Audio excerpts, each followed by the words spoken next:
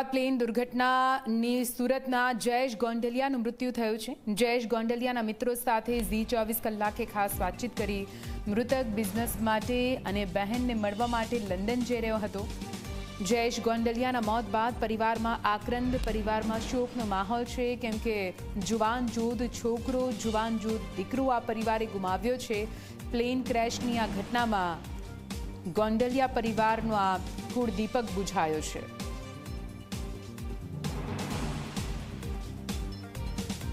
અમદાવાદમાં પ્લેન દુર્ઘટનામાં સુરતના પુના ગામના જયેશભાઈ જે ગોંડલિયા જે છે તે પણ સવાર હતા। તેમના મિત્ર છે, સીધા આપણે તેમની જોડેથી જ જાણીશું। તમારું નામ જણાવજો। જયેશભાઈ પણ ગયા હતા, શું કામ અર્થે અહીંયા આવ્યા હતા, ક્યાં જઈ રહ્યા હતા? મારું નામ સાવલિયા હિતેશ છે। કામ અર્થે એટલે કે જયેશ ગોંડલિયા જે પ્રમુખ સાયન્સ સોસાયટી યોગી ચોક ખાતે રહે છે, પુના ગામ વિસ્તારની અંદર। છેલ્લા 12 વર્ષથી અમે બંને એક સોસાયટીમાં રહીએ છીએ ને અમારા ક્લોઝ મિત્ર છે। અને એ જે લંડન જવા માટે જે ગયેલા, એ લંડન પોતાના બિઝનેસ તેમજ એમના સગા બેન ત્યાં પણ રહેશે। અને એ અવારનવાર ગયા વર્ષે આ 6ઠા મહિનામાં ગયા હતા અને આ વર્ષે પણ 6ઠા મહિનામાં ત્યાં જાય છે। એટલે એની ટ્રીપ તો હોય જ, કારણ કે પોતાનો બિઝનેસ જ વિદ્યાર્થીઓનો એ બાબતનો હતો, કરન્સીનો એ બાબતનો, એટલે એને કન્ટિન્યુ અવારનવાર જવાનું રહેતું હોય છે। જયેશભાઈની જતી વખતે લાસ્ટ ટાઈમ તમારી શું વાત થઈ હતી, ક્યારે મળ્યા હતા તમે?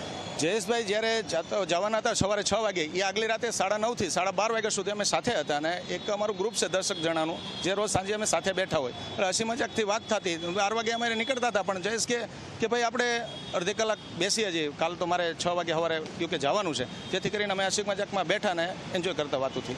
કોણ કોણ છે જયેશભાઈના પરિવારમાં અને હાલ શું સ્થિતિ જોવા મળી રહી છે? એમના પપ્પા, એમના મમ્મી, એમના નાનો ભાઈ, એમના ઘરના, જયેશના ઘરના, એમના દીકરો દીકરી, ફૂલ ફેમિલી, એક જોઈન્ટ ફેમિલી એક સાથે રહે છે। કઈ રીતના તમારી હાથે હળી મળીને રહેતા હતા જયેશભાઈ? સ્વભાવ કઈ રીતના હતો? હવે આખી સોસાયટી કઈ રીતના આવી આ ઘટનાને લઈને જોઈ રહી છે? આખી સોસાયટીમાં જોવા જઈએ તો આખી સોસાયટી આ માનવા તૈયાર નહોતું કે જયેશ ગોંડલિયા અમારી વચ્ચે નથી, કારણ કે એ વ્યક્તિત્વ એવું હતું, હસી મજાક અને એકદમ સરળ સ્વભાવનું। ઇવન કે પોતે સામાજિક પ્રવૃત્તિથી પણ પ્રેરિત હતા। કોઈ પણ માણસને કાંઈ પણ મદદની જરૂર હોય તો પોતે તાકાતથી માણસને હેલ્પ કરતા, જેથી કરીને અમારી સોસાયટી માટે એકદમ લાગણીશીલ અને કુશળ માણસ હતા। બિલકુલથી જોઈ શકાય છે, ચહેરા પર નિરાશા જોવા મળી રહી છે। તમે કહેજો, જયેશભાઈ જોડે છેલ્લી વાત તમારી શું થઈ હતી?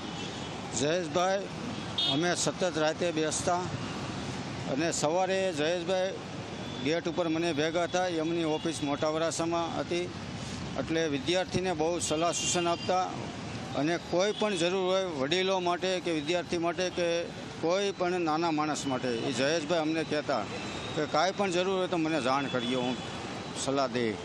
બિલકુલથી જે પુના ગામના રહેવાસી હતા જયેશભાઈ અને કરન્સીના બિઝનેસ સાથે સંકળાયેલા હતા। દર 6 મહિને તેમનું લંડન જવાનું થતું હતું। તેમના બહેન જે છે ત્યાં રહેતા હતા, પરંતુ જે રીતના અમદાવાદમાં પ્લેન દુર્ઘટના બની છે, અનેક લોકોના મોત નિપજ્યા છે, ત્યારે સુરતના પુના ગામ ખાતે રહેતા જયેશભાઈ પણ જે છે, જે દુર્ઘટના જે બની છે તેમાં ક્યાંક જે છે તેમનું મોત થયું હોવાનું જે છે તે તેમના મિત્રો જણાવી રહ્યા છે। પરંતુ હાલ સમગ્ર ઘટનાને લઈને ભારત જ નહીં પરંતુ આખા વિશ્વભરમાં જે છે લોકો ચિંતિત થઈ ગયા છે। આ દુર્ઘટનાને લઈને લોકો શોકમાં જોવા મળી રહ્યા છે। પ્રશાંત ડિવરે, જી મીડિયા, સુરત।